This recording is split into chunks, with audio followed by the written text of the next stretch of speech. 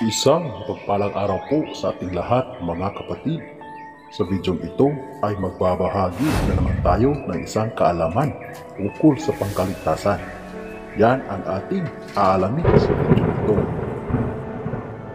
Pero bago ang lahat ng yan, kung bago ka pa lang sa channel na ito at gusto nyo ang mga ganitong usapin, ay inaanyayahan ko kayong pindutin ang subscribe button at ang bell icon nang sa ganon ay lagi kayong ma-update sa tuwing may bago tayong upload.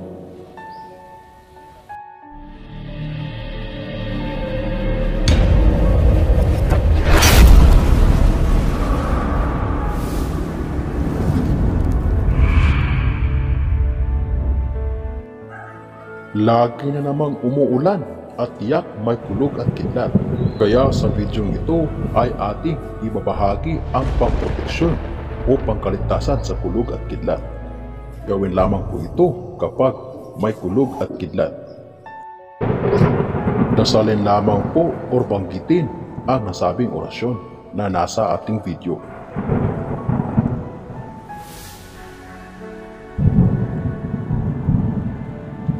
Yan po ang ating pangkaligtasan sa kulog at kidlat. Gawin lamang po ito ng may pananalig at paniniwala nang sa gayon makuha mo ang bisa nito. Hanggang dito na lamang ang ating kaalaman para sa araw na ito. Muli, maraming salamat sa inyong walang sawang panonood. God bless us all.